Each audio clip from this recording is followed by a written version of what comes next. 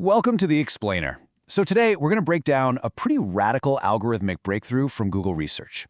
And trust me, it's sending some serious shockwaves through the entire tech industry. This is a story that's not just about code, it's really about the fundamental economics of AI itself. Okay, so let's just dive right in.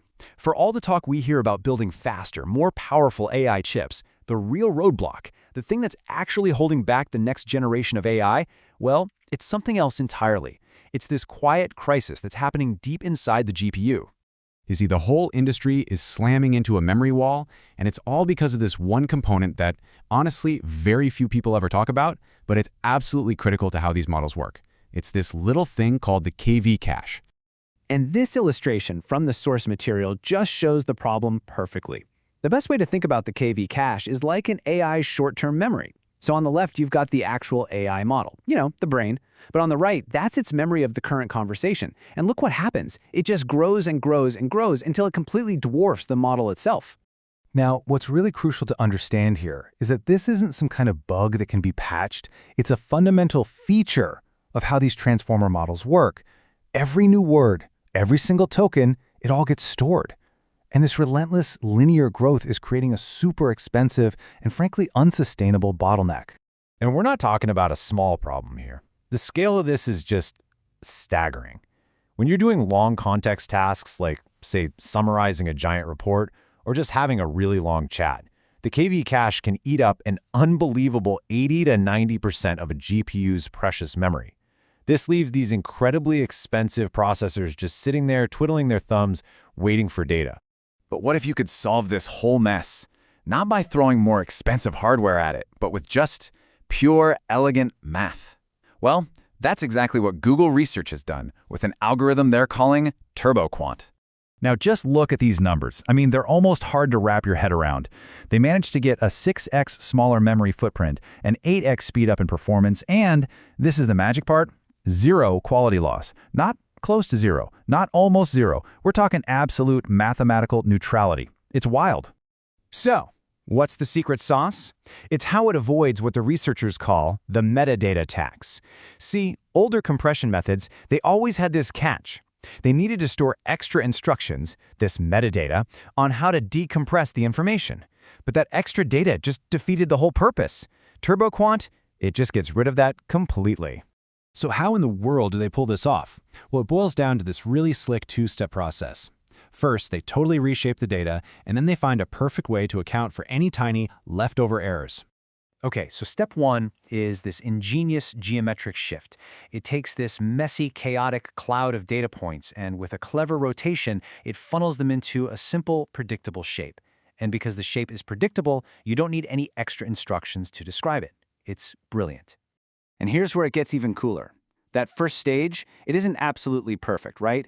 It leaves behind this tiny, tiny bit of mathematical error.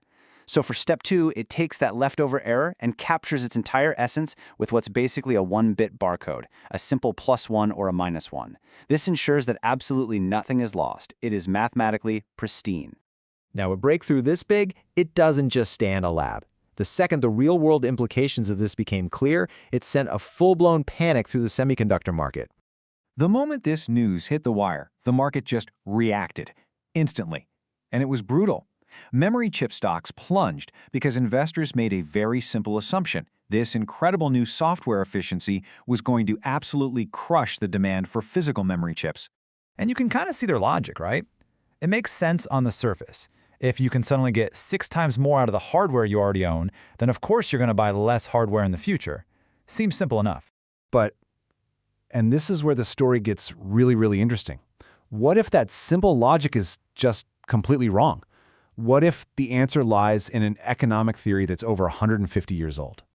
Yeah, it all comes down to this wild idea from the 1860s called the Jevans Paradox. It was first noticed with steam engines.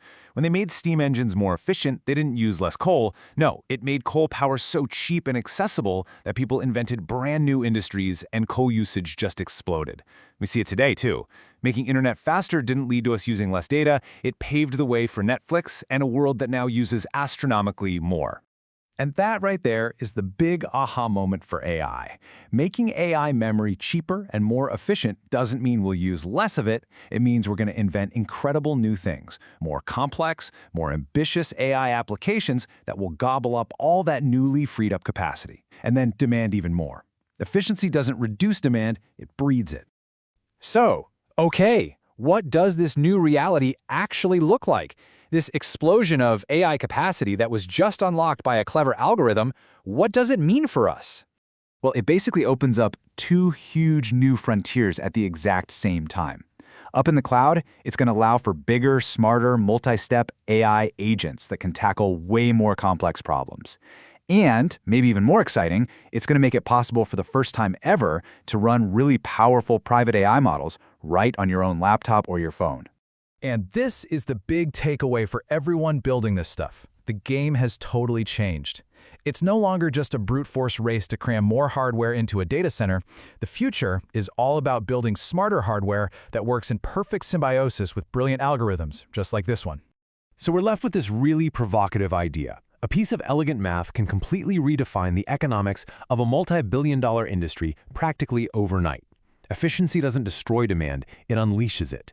And it really makes you wonder, where is the next algorithmic shockwave going to hit?